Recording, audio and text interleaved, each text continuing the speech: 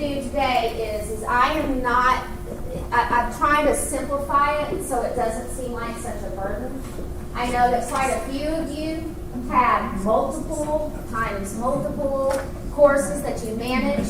I will say, as far as my role in this is, we're going to try to get it into a systematic set of reviews, so you're not giving it to them all at once. But the first part of this presentation is going to tell you where we came from, and then maybe you'll understand why we haven't systematically done it yet. We're growing into a systematic approach to our online programming. Okay, so now we're at the point where I think we'll be able to, kind of like a course schedule, rotation schedule, we'll have a master manager schedule. So that's coming. Don't panic.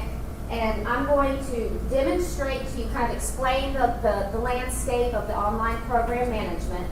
And then I'm going to demonstrate to you how to review a course. It's pretty simple. It's pretty easy. Then we're going to head over to the computer labs. We're going to split you up in half. I'm down a soldier today. Brittany is taken ill. So Caroline and I will split you up. One will be Mac, one will be PC lab. And these are the master reviews, the masters that you're going to review. They are Module 4 courses, so you won't have to do this one.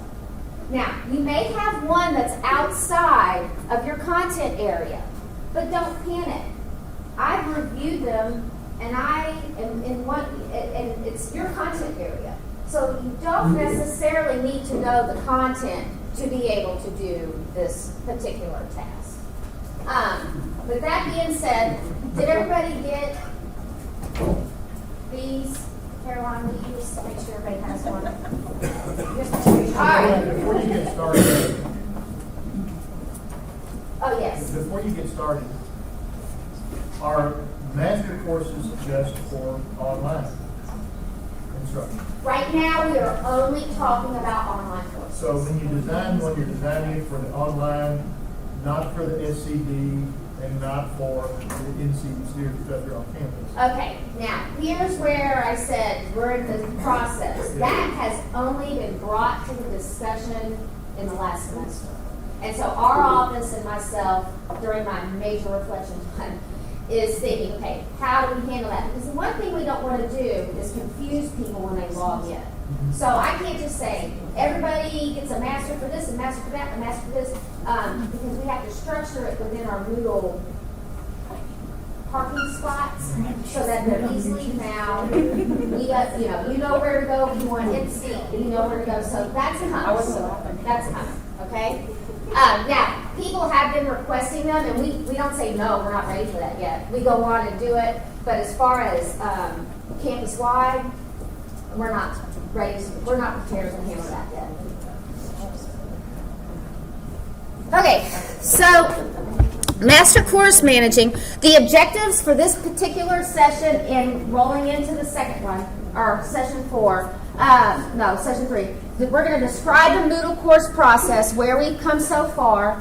I'm going to define the role of the master course manager. We're going to examine some policies and procedures that pertain strictly to reviewing a master course. There's multiple ones out there. And then I'm going to show you some tools and resources to support you. They're on our site. I don't like there they are, but I'll let you know where they be. Okay, so here's how your students on Monday get their stuff in their course. Alrighty? We have master courses, and we have a template. And I think most of you have noticed that our master course has changed because we've taken the template out. And I'm going to discuss that in a minute. Both of these get imported into the class where your students are sitting. Okay? Then, the module course, about 30 days after the end of we do it twice a year, we archive them because one of the complaints that we'll get is, can you get all, from students, can you get all these courses off? I don't need them anymore, which I would want to keep them, but the majority of the students don't want that long list of my courses, so they go into archive. Archive means you have access to them, but they are gray. But you can still click on them if you need to. If a student calls and has something and you need to go back and check, you have access to them. If a student needs access to a course, and I'm all about being candid. Education students are the ones that call us the most for their portfolios. Yeah, they forget that they should have saved that somewhere else. And so what we have to do is we open it up for 48 hours, and then we archive it. So we give them 48 hours to pull their documents off, and then we re-archive it. Now, that preserves academic integrity and keeps that list short. So that's kind of how the archive works. Do the students know that they can do them? Yeah, they usually send a ticket in. I respond and say, you have 48 hours, go. And then within 48 hours, I shut it down. I'm like, I hope you got your stuff. So that's how that works. One thing I want to point out is right now, when I came on board here in August 2014, we manually had to do everything. We manually had to open, we manually had to import, and so what that does is it keeps me from moving forward as an instructional designer. Like what I am really here to do is to help you, not sit and click buttons all the time. So what we've done since I've been here is this. I didn't plug in your smart card, sorry. Huh? It's my fault. I forgot to plug in your smart card. Oh, okay. Well, anyway, the online course template is now automated. We click a button and it shoots in there. Our goal for Module 4 is to have the master course content automated. But we can't do that right now. Why do you think that is? Why can we not just click the button yet? You're not ready. They're not ready. We start 6 weeks out. You're going to get a break from me next week, and then I'm going to start, hey, Module 4 is coming. Okay? And once we get that course rotation schedule, kind of, that part I think will go down, but that's our goal, is that we automate these whole things. So that's kind of the process that we go through. And that's why there's deadlines, because we've had these two things to get into here. Now, there's been some changes with the way we've laid this out in the master course. And this was sent out in a blog post. And it's kind of like raising some teenagers a little bit. You busted yourself by asking me, where did all that stuff go? And I'm like, I sent it in a blog post. Did you read it? So read those things that I send out, because they are informational. Some of them are fun, but that's kind of my mode of communication. Listen, the master courses had all kinds of stuff in there, and we really want the master courses to be reviewed. So why do we have all the student support stuff? That gets in your way. It's visually distracting. In my profession, we call it cognitive overload. There's too much stuff on the screen. So we pulled that out, and that student support information and online orientation, and I'll show you here in a minute, all of that will only be present in the module course. The master course, content only. That's all it's there. Now, it's still set up the same way. So like at the top of the course, here you have week 1 and so on. And then up here is where your syllabus is. It's still set up the same way. You just don't have all that other stuff, like code of ethics, netiquette, all that is gone. So any of your course materials, like rubrics or those however many forms you guys have in your classes, the K-tip forms, all that will still go up in that first section, and your course will still be organized by weeks.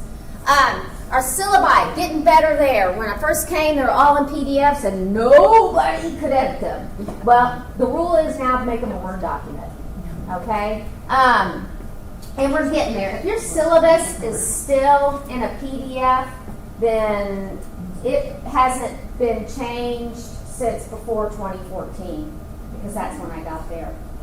So, All I have to say is edit it, type a new one in a Word document. And the thing is about that, the Word document template is set up where all you have to put in is the assignments, the points, the stuff that pertains to your class. All the other fluff, you know, you're an online student, this is what you have to do, here's your resource. All that university-wide stuff is already in there. You don't have to type it. So please, if you're reviewing a course and you see a PDF, we got to get it out of there. Don't put any dates in the syllabus for an online course. You can date it all you want for WC and SCD. That's yours. In an online course, please do not put dates in your syllabus. Generic, week 1, Wednesdays, Sundays, that sort of thing.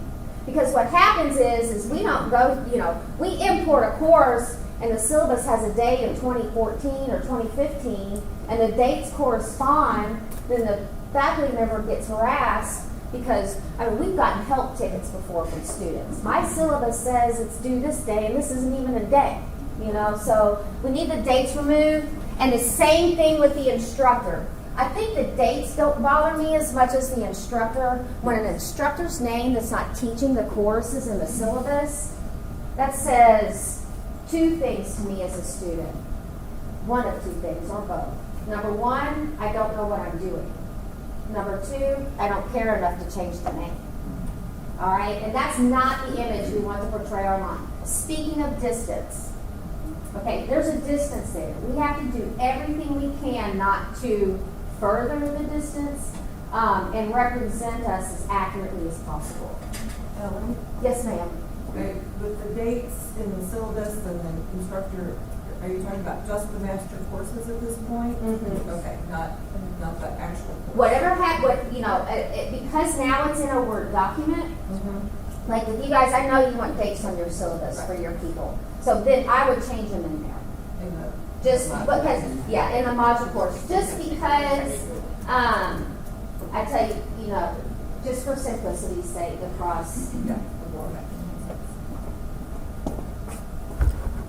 Do we have a way to, I know we talked about this at some point, but we have in business some classes that are taught in 16 weeks and some that are taught in 8 weeks, the same course. Mm-hmm. And so the master is really different. You're going to need two masters for And that's those. possible. Yes, absolutely. Because I just keep going back to the old course. Yeah. And like I said, we're at the point now where as a matter of fact, right before Christmas, we went through all of our masters. And any of them that haven't been, you know, we still had some in there with the initials that I've never even seen before. That was before so we're clearing it out. Like I've explained this before, it was like a hoarder's garage inside our Moodle Masters. So we're clearing it out, we're categorizing them, and so that now is going to become a category. So just so you understand how, So you know that this just didn't Ellen saying, well, I think we should do this. Here's kind of our structure for our online policy programs. We have kind of, I don't want to call it governing because that makes it sound really official, but our head main document is Midway's online policies and procedures. That covers everything you're responsible for. It covers the stuff that we do. It's the whole gamut. Straight from, like I said, how we have our management, our Moodle responsibilities, faculty Moodle responsibilities all the way down. Now, within that group of policies, we have a set of standards that are based loosely, I won't say loosely, they're based on quality matters, but that's not the only one they're based. That one really, it's about 6 different rubrics that I worked together for what I know works here. Within those standards, we have the master course design requirements, which is what we're going over, the master course checklist, which is the form you'll be filling out. Module course design requirements, we have those, but we're not going to go over those today. And then as a checklist for the people that are teaching. So that's kind of our structure at this point. And again, it's taken us 2 years to get that structure in place. So we're working on some of those questions that you've asked us. And if you want to know where any of those documents are, they're on the center's website under faculty resources. So all of these documents and the syllabus templates, you can always find on the center's website under the heading faculty resources. And you can expect a blog post follow up after sometime next week, midweek next week, kind of recapping what we've talked about here, a link to all of this stuff, a link to the sessions, all that information will be sent out next week. Okay, master course policies. When writing or designing a course, you're going to be reviewing courses, and some of these aren't going to be being followed. But you're not charged to write the course. Do you understand the difference here? So you're writing a course, you're creating a course, you're reviewing a course. Now as you're reviewing, you're going to see that some of these don't meet the standard, and that's fine. You can make note of it, you can let your dean know, you can let me know, I'll let the dean know. I call him all the time. He wanted to just be another phone call from Ellen. But so we're talking about if you're creating or designing a course, these are the things that you need to include in your master course. And that is this packet right here is what we're going over. All right.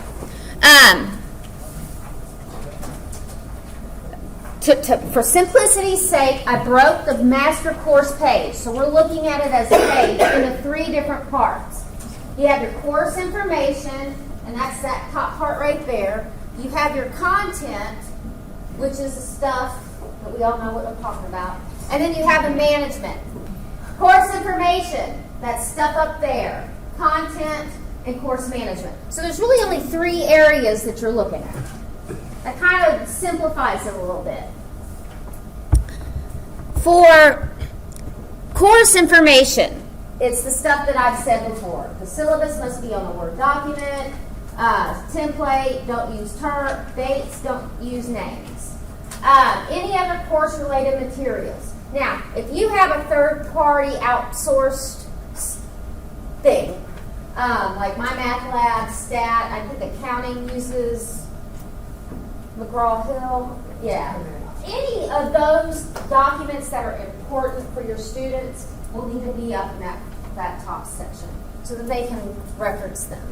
So that's the only requirements for the course information section. Content. Here's where things get a little hairy, especially this piece right here. Academic attendance activity. You have to have an academic attendance activity. Now, introducing yourself does not count towards the federal government guidelines. You can't say introduce yourself to your classmates. The academic, the word there is academic. They have to engage in some sort of content-related activity, whether it be a pre-test. That's a good place to start.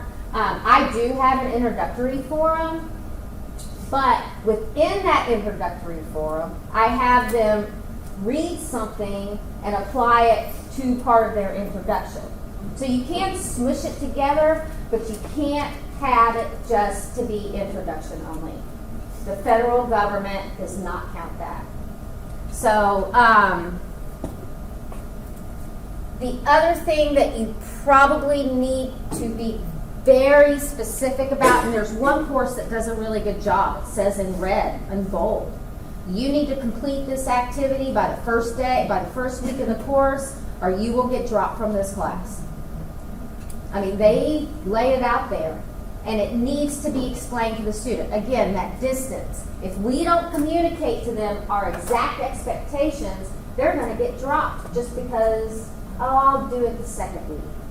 You know, it hadn't really started yet. So when I got my first online course last fall, and the master had an attendance activity checklist, and all the student had to do was like log in and say, yes, I'm here or whatever. As long as I have something else in there, I can remove that, right? Yeah. I don't know where I thought it was maybe a standard that we all had.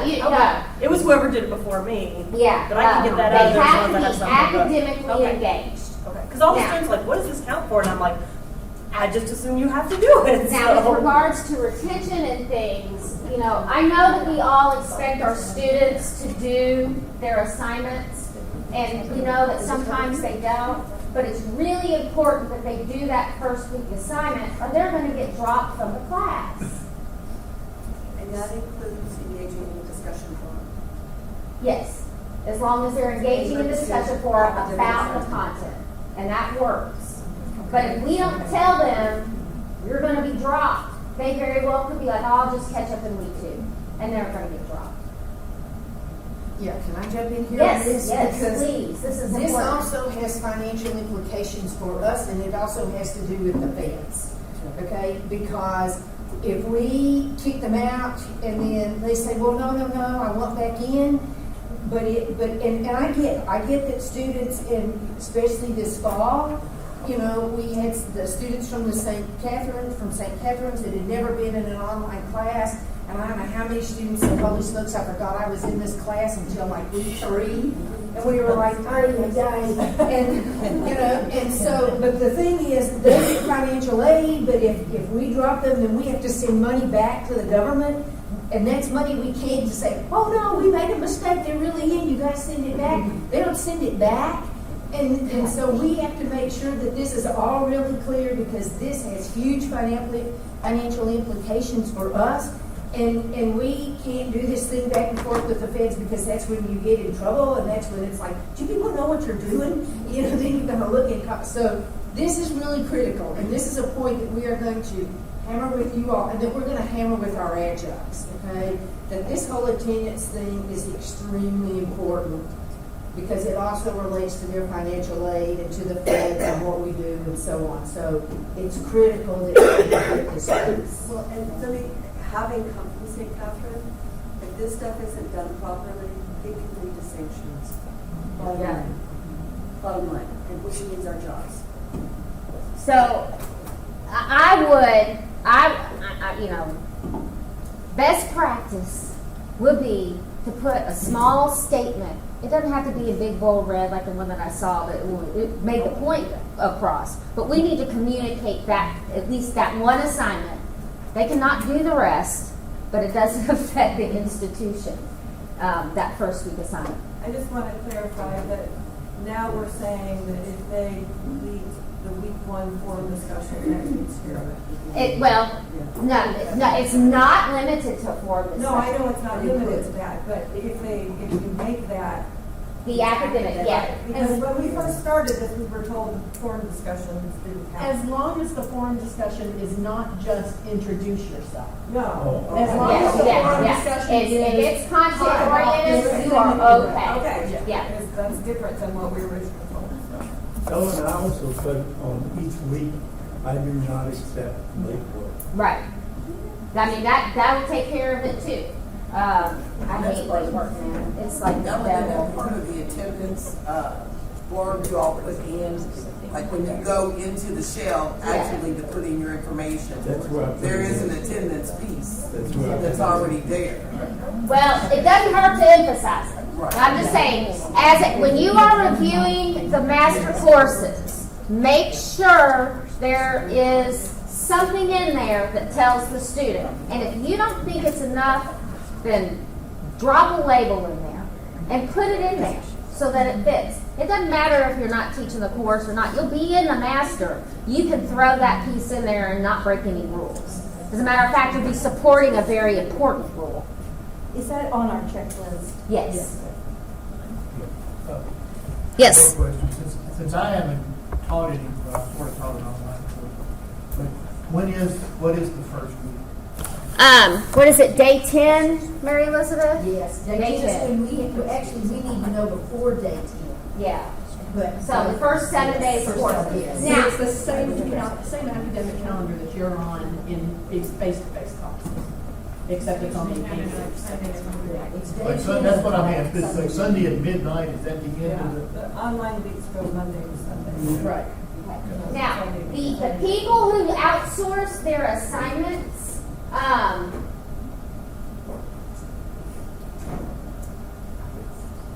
guess we don't, the people that outsource their assignments to my math labs and that sort of thing proves to be difficult for us when we have to provide financial aid evidence of participation because we don't have access to the programs from Pearson and McGraw-Hill publisher programs. So and this is going to come up here in a minute, but that academic attendance participation thing, it's got to be in Moodle, okay? Because we have no way, because we get called from financial aid, I need to know when this person participated. But if they're participating at McGraw-Hill's site, I can't go pull that information. With grade, because I can sync my. You can sync your Can grades. grade be proof that they completed the assignment? They go straight to the grade book. Yeah, because the book said Yes, grade is because that- posted. Yeah, that shows grade Yeah, is posted, grade is posted. so that does show Okay, participation. yeah. So if you are outsourcing to a publisher company, you have to have a plug-in that pulls the grades from the publisher company to the Moodle, so that if financial aid calls, you can go like, yeah, they're there. Or you can manually enter the grade, but you have to manually enter the grade in a timely manner. So, like, for example, if you enter the grade, like, I manually enter grades for Pearson's My Spanish Lab. So that means that for the first attendance activity, since I manually enter the grades, I have to do it before that federal drop period. And if I don't, and we get challenged by the federal government, I'm responsible for the money Midway lost. Yeah. So if you're not doing it with the plug-in, Yeah, manually just enter you'll have your to grades bring in a in timely your manner. grades. Yes, sir. I understand that if you drop somebody on attendance, you don't have to bring them back. You don't have to accept them back. I have two students that I've been watching over a period of time. Mhm. They go the first 2 weeks, and then they don't come back anymore. So I got an F, and I wouldn't accept them in. Oh, you mean like let them register the next time for your class? Yes, I told them that, well, they had done that for 3 semesters. And they were just, I guess, getting the money in. They're gaming the system. I'll tell you exactly what they're doing, because there are students that do that, and it's not just here, it's everywhere. They'll enroll, they'll get financial aid, they know exactly when to drop to get the right Yes. percentage back. They drop the course, and then they're not paying the money back, but they're collecting it and then just trotting off and doing whatever they want. And we see this semester after semester, and so they're gaming the system when we're trying to figure out a way. So Charles, for you not to accept them next, that's just fine, but it's a small minority, but it is a small group of students that game the system, and then it never blows.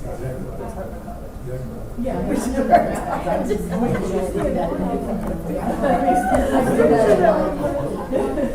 You know, one of those.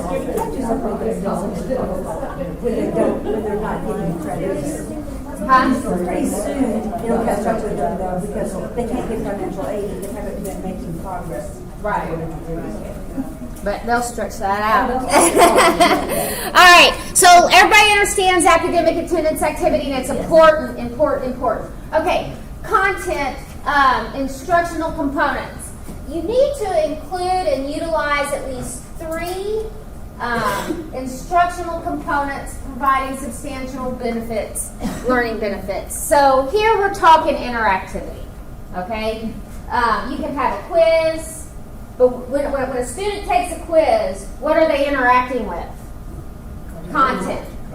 Discussion forum, student-to-student contact, student-to-instructor contact, and then you have instructional resources or multimedia assignments. You can't just do kind of one and done and expect your students, you got to reiterate our content a little more frequently. 2 discussion forums to spread it out. But have at least 3 things in there per week to teach your content. We want multiple representations of the objectives that you want them to learn. Saying per week? Yes. Yeah. One of the things we did in our department is develop a rubric for the discussion forum postings. And I did that largely because I had students who they were going in and they were putting in 2 and 3 sentence postings.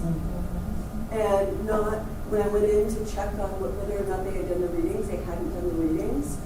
And it wasn't until they got their midterm grade of an F or a D that they kind of woke up. So to sort of prevent that from happening, the criteria are now clearly laid out for, the length, what the content has to include, at least 3 to 4 direct quotes from the readings. Right. And that helped. They got some grousing about it initially. Sure, because it's harder. Well, it's harder for the instructor too, Yeah. because it's more content. So you do want to make sure that you have a variety of ways. It's a clear communication of expectations, and I think that's critical in an online course. Again, because of that distance, they can't read your mind in class, much less can they do it over the internet. But more importantly, I think it became, we talk about professional learning communities in education, they became a professional learning community for each other. Exactly. Where they actually started engaging with each other on the problems they were having in their schools, Right. and so, yeah, it was more work for me, but it was more work for them, but they got a heck of a lot more out of it. Yeah. So you just want to make sure you're representing your content in multiple ways, so that, and this was one of the comments, so that you're appealing to different types of learning styles. Okay, it can't all be the same. Now, if you use like a third-party application, that is activity outside of Moodle, but you still need to have a place inside Moodle to form that community and shorten the distance. I know, especially in mathematics, people feel very isolated doing math anyway because it's hard. So you want to make sure you provide opportunities for interaction between your students so that they can struggle and learn together. Group assignments in math classes or accounting classes where you're just separated and you're just dealing with your numbers and the publishing program, something to bring them in together so that they can help each other and maybe academically be more successful in some of those stronger, harder subjects. Any type of interaction that you can, if most of your content is housed somewhere else, you've got to intentionally think of strategies to make your students interact. There's a whole, I'm not reading all, this is a big long list back here. Pedagogical principles. I mean, that's kind of, teaching them real world applications. Periodically assess without taking a grade. I mean, you can give them a participation grade, but just so they know where they are as far as your content is concerned. And definitely, anytime you can bring in real world experience into your discussion forum responses, that will hit home and stick with your students more than regurgitating information. But you can read those in detail. I looked at that and I was like, I'm not reading that. Course management. Remember, this is on the sidebar where your grades and all that is taken care of. You don't want any accessibility or restrictions in your course. Now, you can restrict them. You can make something like, I want you to watch a video, then take a quiz. You can apply that restriction on the video, on the quiz, as long as it relies on the video. But you don't, let's say you don't have a video and you have a quiz that you want to have a due date. Okay? That is when you can't apply restrictions because it won't show up in the grade book. Restricted items, and you'll see them. You'll see them in Moodle. It'll have like a date, and it'll be in bold. So here's your little activity. and it'll say not accessible until after January so-and-so. If it has that date, it's going to be, it won't reflect in your grade book. It shuts it out. The grade book ignores it. However, if you have an activity here, oopsie, look at that. If you have an activity here and it says not accessible since until the video is viewed, that then will show up in the grade book because they'll have to click on the video to open up the quiz. That's the only time restrictions work, is if it's based on an activity, not on a date. No term-specific dates. Grade book. Grade book aggregation. There are not very many people, not very many courses that do anything. Let me rephrase that. Our nursing people have the most complicated grade book in the planet. Everybody else is relatively simple and straightforward. A majority is points in, earned over points available. Okay? And so when we get into grade book, I'll kind of show you the settings and explain what they mean. But I would say 90% of the time, that it's just points in, or points here, points available. Now you do have some weighted people in here, 10%, 40%, 50%, that sort of thing. But nobody is as complicated as the nursing. But I think we have stuff, you all need to set yours up. We've got tutorials that tell you how to do that. Okay. So grades visible in the grade book, and the grade book aligns with the course syllabus. That's the one thing as a course manager you'll check. You'll look at the syllabus, you'll look at the grade book. And it astonishes me. Like, I'll look at a syllabus, it says they have 1,000 points. And then in Moodle, all you see is 640. Well, where are those other 360 points, you know? So that's when you have to start doing some digging. Yes, ma'am? Since I'm still new to this, and I'm still trying to figure out what we're responsible for as the master manager, what the adjunct is responsible for in many cases, we set the syllabus with the grade components, and we set the grade book in the master, and they just run it. Okay. Yeah. I didn't know how much autonomy they had to make those decisions. You're supposed to be setting the standards for your department. Yeah. Third-party applications, just make sure your grades are in grade book. They cannot be housed in the publisher provider alone. They have to be in Moodle for reasons that we just explained. Don't put any instructor information in your master. So that's kind of your course management situation.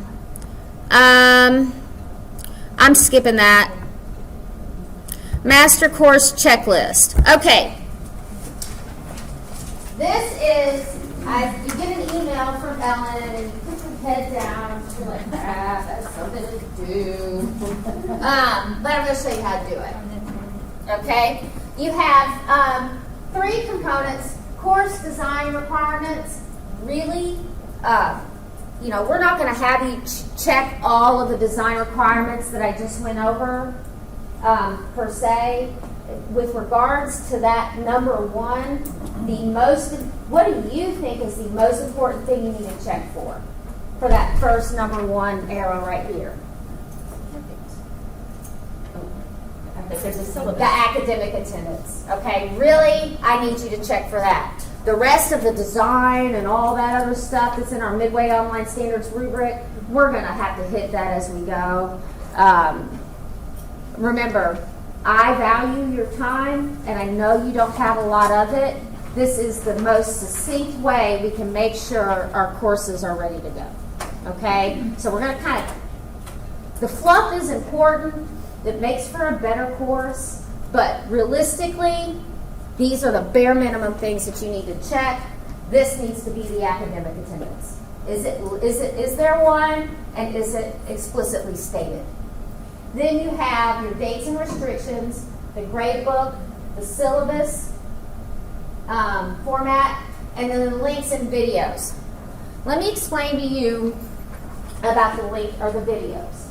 Folks, if you record a video and you don't upload it to preferably our YouTube channel, then somebody who has poor connectivity in eastern Kentucky or southeastern Tennessee, where the little bars don't get very far on their phone, will never be able to watch that instructional video if they have to download it.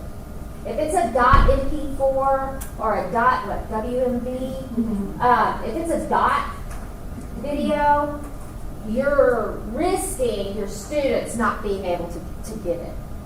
Okay? So if you need a place to upload, if you've made videos for your class, which we highly encourage you to do, and we do have a room for you to do that in and people to help you do that, plug, we have a YouTube channel that we would be happy to help you upload your videos to. And we strongly prefer you upload them to that channel because, you know, let's think about it this way. You've taught here for 20 years. You retire. You decide, I don't need that YouTube channel anymore. So you shut it down. But your master that you designed and that Midway's continuing to use still needs those videos. Oh, there's still a link there. Yeah, there's still a link Okay. to those now missing videos. So we prefer that you put. And your I tell you videos what, on our site. you don't even have to upload it to YouTube. If you give us the file, We'll do that. it. Yeah. Yeah. You don't have to.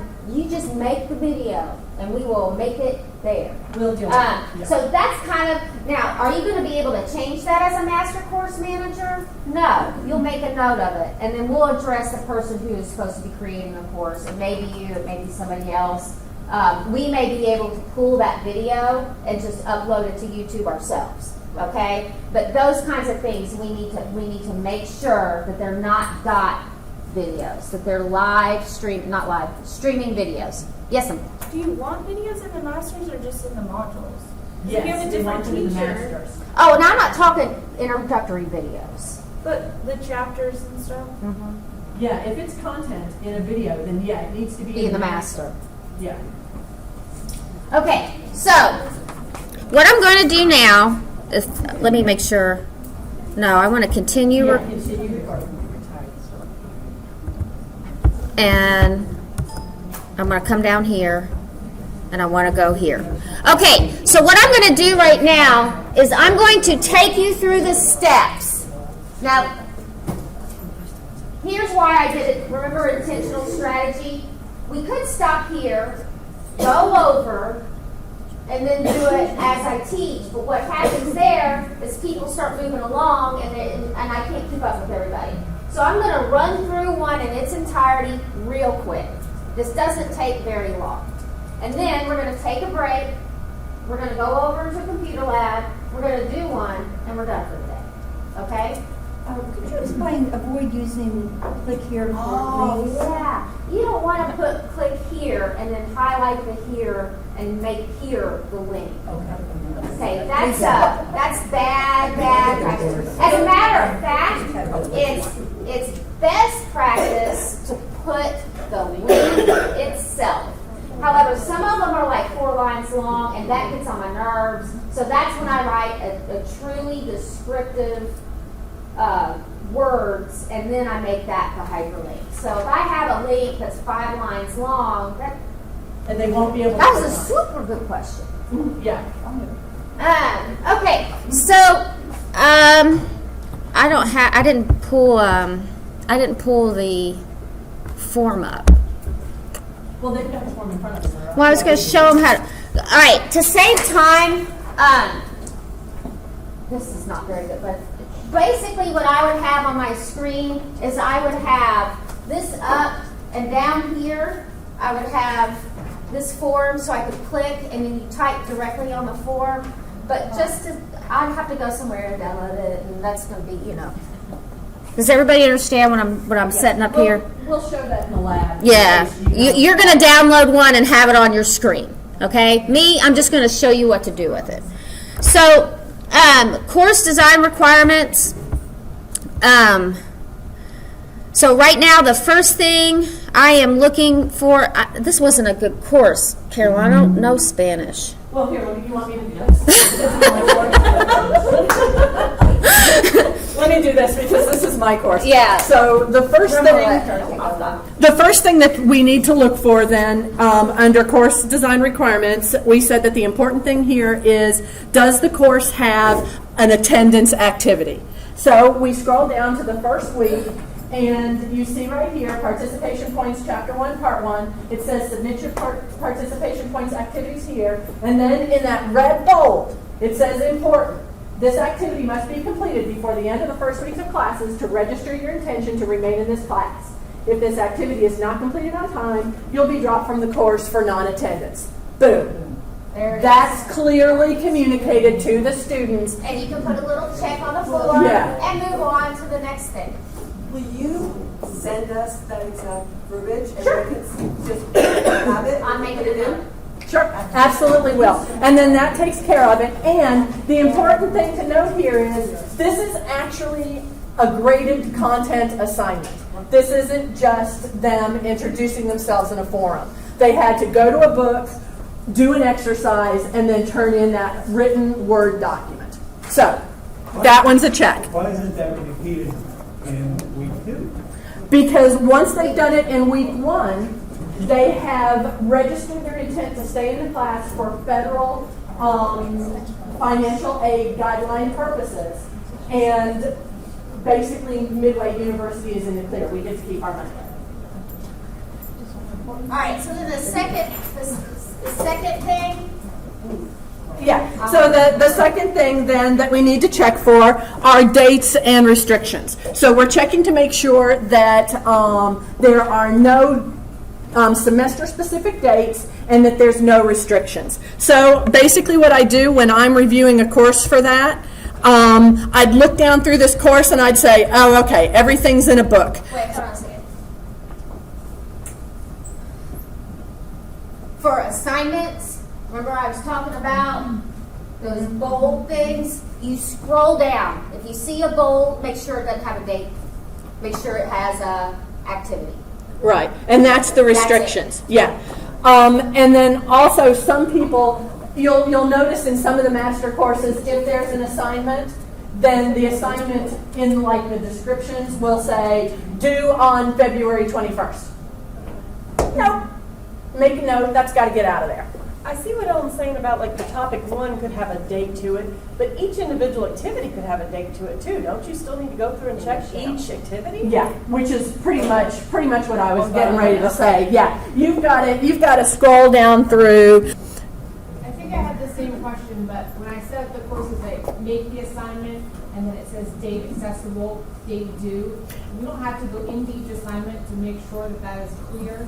Yes, yeah, you actually do. You need to click on that, and we'll talk about this more in the lab, but you do need to click on this and check well, I won't do it right now, but check the settings to make sure that the enabled date is unchecked. In order that you can turn the editing on. And Exactly, yeah. And then it's the responsibility of the facilitator to go in and set the dates. Sure. Yeah. Okay. There can be any dates anywhere in a master course. Right. Is there, forgive me if I'm just trying to get out and doing something here, but is there any way that the gods of Moodle can set that where they No. are not checked and then? No. But once we get through one round of master course checking, Then they'll all be fine. that's the Never only do it way. again? Yeah. Yeah. And The then only, somebody creates a master and puts them in there. but we won't certify that master. We won't certify it. We'll tell them, no, you need to fix this, and then, so once we clean this up, it's done. And that's Yeah. what I say, we're gonna do this on a rotation basis, so you only have to do a few. This is the longest part of the gig. Yeah. Just making sure there's no dates in there. All right, next. Okay, the next thing then, we need to go and look at the grade book. So, let me make sure that I have editing turned on. So to do that, we have to compare the grade book in Moodle to the syllabus. So we're going to go ahead and open up the syllabus, and I killed 2 birds with 1 stone here when I review courses, because another one of the things that I'm about to have to do is check to make sure that the syllabus is a Word document and that it's on the proper template. So I'm killing that bird right here. When I open up Word and look at the syllabus, I say, when I open up Word, here it is, and look at the syllabus, Then I see that it's on the syllabus template, and I see that if I opened up Word, it must be in Word, so I can check that part of my little list off. And then I am checking the grade book, so I'm going to go down until I find the grades. And here you want to kind of scan for instructor information Right. and date. Again, don't change it. Just make a on the note. form. Exactly. And we will go in and find the person that should fix that. Now, that may be you. Okay? Yeah, if you know it's you might as well go ahead and fix it. And all masters should be in Word, right? That's correct. So when we import it into Moodle, if I'm using Right, that if you're language, then the that facilitator. can be done as a PDF. Sure. Yeah. That way students can't change it. Yeah, exactly. Yeah. Well, But what I you would have to, once you get it, if you're teaching in Module 3 and you have a Word document in your course, you have to save it as a PDF and upload it back. Right. Right. Okay, so then I'm checking the grade book. I see that this is the grading system that this instructor is using. So when I'm doing this real quick, I just say to myself, okay, I better see 1,000 points and 1, 2, 3, 4, 5 different assignments at least in this grade book. I actually just go for the total points, and then if it's a discrepancy, then I go back and break it down. Yeah, then I worry about it. So then I go back over to Moodle and I scroll down to the grades. And I learn patience. And I go to setup. And I see that they have all their tests in there. They said there's going to be tests. They said there's going to be participation. They said there's going to be compositions, homework, culture, paper. And it all ends up to 1,000 points, which is what they said it was going to end up into the syllabus. So I'm gold. Hey, I'm gonna review the aggregation types real quick. Okay, go for it. So if you see in your syllabus you have like weights this class does points possible, points earned over points, so natural settings, okay? Now, the one thing I don't like about Moodle's interface here is, to me, points possible, points earned should just be a list of one number and the total. But these weights here start filling in, and now all of a sudden you think you're not in the right kind of setting. But this actually is, I think it's now, it bothers me at first, but it's cool. Because now you know, oh, this is 25, like it tells you what the weights have become through your natural settings. So this is informational for you that you can use to see if, well, maybe this assignment is taking too much of Worth too much. Worth too much. Yeah. Okay. And when I set this up as natural. I didn't fill in this 40% weight. No, it does it automatically for you. When I categorized it.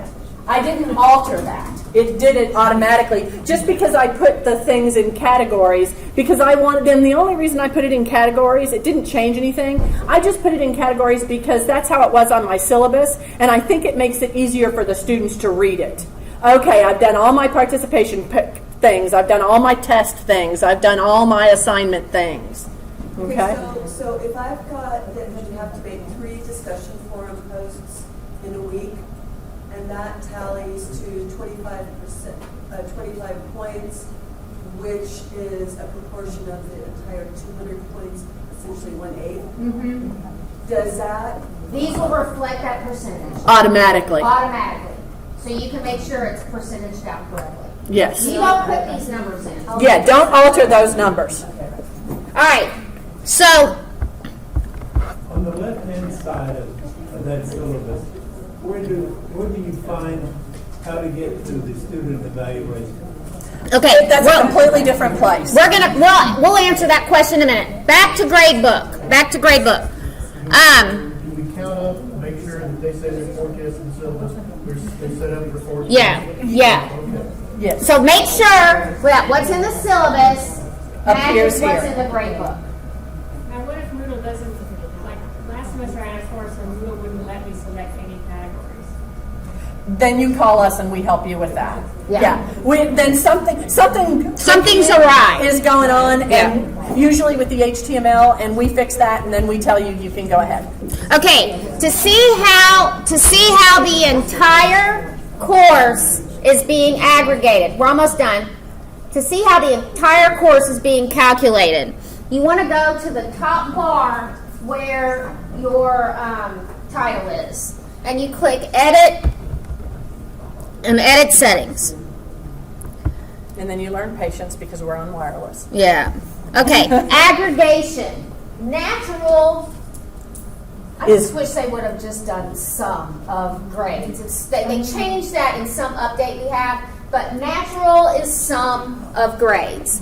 And then, in other words, 1,000 points out of 1,000 points. yeah. So then you have mean of grades, weighted mean of grades, and simple weighted mean of grades. Never use simple weighted mean of grades. Weighted's much better. Seriously, never use simple weighted mean of grades. Literally, Moodle says it does not work. They're working on it. It is a known bug. So if that is in your course, your grades are not tallying right. I promise you. I'd like to rephrase that. Never right now until they get the bug. Right, yeah. So, if you want to learn more about those, there's tutorials. I'm not going to teach you that right now. I'm teaching you how to do this form. Okay? That's all we're here to do. Now, did we make it through all the pieces? Not quite. There's one, so we have checked the course dates and restrictions. We've checked the grade book. Syllabus format, we did at the same time we checked the grade book because we opened up the syllabus, saw it was Word, saw it was on the template, made sure there were no professor-specific information. The last thing we have to do then is look at the links. So I'm going to go back through there, and basically when I look at those links, it depends on when Brittany and I did this, we literally clicked on every one of your links to make sure there were no dead ones. And that's a really admirable thing to do. I'll leave it at that. I did. But I what... clicked through and if I found the wrong, I randomly clicked. And I didn't, if I found one that was dead, I made a note, check your links. Okay? Now, I clicked a lot of them. I didn't go in order. Because I'm not that kind of girl. I just did. And then, be judicious and understand why we're doing this. We're doing this so we don't ever have to do this again. End of discussion. Right. Okay? So just be judicious. I feel confident that my method catches things. Okay? It may not be the way you do it, but that's about it. We got right. Yeah, and this is it. So what we do is we just go through here, find a link. So this is a link to something in the book that's part of this class. Now, if you guys were checking this and you clicked on that, it would look like a dead link. That's why I picked this one, because I wanted to show this to you. It's because it's behind a paywall. It's part of what the students have to be logged into their Pearson materials to see this. But as a reviewer, if I didn't know that, maybe I would make a link. This appears to be dead. So be aware of those types of things. But basically, you just, like Ellen said, you just click on one of the links, see whether it works, and you're good to go. Okay? So that's what you're doing when you check these things. Excuse me, with the links we're talking about on the course site itself. That's right. For instance, in most of my courses, I have links within the syllabus as well. Yeah, I wouldn't have, even Brittany and I wouldn't have noticed those links. Yeah, to be perfectly honest with you, yeah. Okay. But if I had noticed that, honestly, my comment would have been, I recommend removing the links from the syllabus and putting them into the course topics. Because students might, if I barely missed that, almost missed that, students might too. Well, it's within assignment descriptions, which they must follow, or they Are dead. fail their assignments. Okay. So does that make sense to everybody how that works? Okay. All right. In closing, thank you. Thank you for listening